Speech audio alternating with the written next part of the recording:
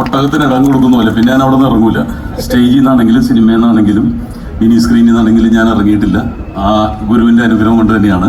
പക്ഷെ അദ്ദേഹത്തിൻ്റെ എത്രാമത്തെ സിനിമയാണത്? ഏഴാമത്തെ സിനിമയാണ്. ഇപ്പോഴും ഒരു ഉളുപ്പില്ല. ഒറ്റ പടത്തിൽ എന്നെ ഉൾപ്പെടുത്തിയിട്ടില്ല, എന്നാലും എന്നെ വിളിക്കും.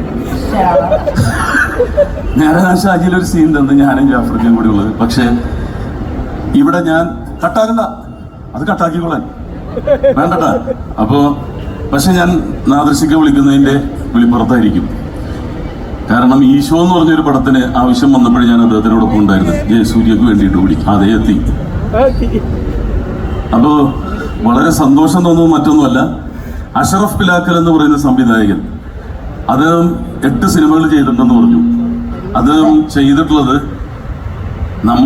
ഞങ്ങളെപ്പോലുള്ള കലാഭവമണി നായകനാക്കിയിട്ടാണ് കൂടുതലും ചെയ്തിട്ടുള്ളത്. പലരും പിന്നോക്കം പോയപ്പോൾ അദ്ദേഹം പണിയെടുത്ത വേർത്ത കാശ് കൊണ്ട് കലാഭവമണിയാണ് അല്ലെ ഏറ്റവും കൂടുതൽ ചിത്രങ്ങൾ ചെയ്തിട്ടുള്ളത്.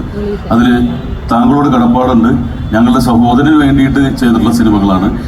ഇനി ഞാനിവിടെ വന്നതിന്റെ പ്രൊമോഷൻ ഞാൻ ഒന്നുകൂടി നടത്തും. കാരണം ഈ പടം കാരണം നമ്മുടെ ഒരു പടം മാറ്റിവെച്ചിട്ടുണ്ട്. വിഷ്ണു ഉണ്ണികൃഷ്ണന്റെ അശോകൻ ചേട്ടൻ്റെ കൂടെയുള്ള ഓട്ടം തുള്ളൽ എന്ന് പറഞ്ഞ പടം ഈ പടം കാരണമാണ് മാറ്റിയത്. ഞങ്ങളുടെ മാർക്കറ്റിംഗ് നടത്തണമല്ലോ, അത് നടക്കട്ടെ.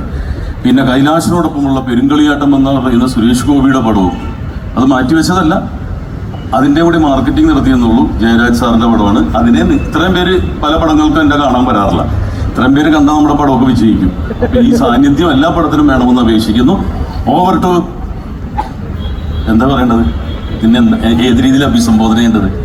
ശാരടി.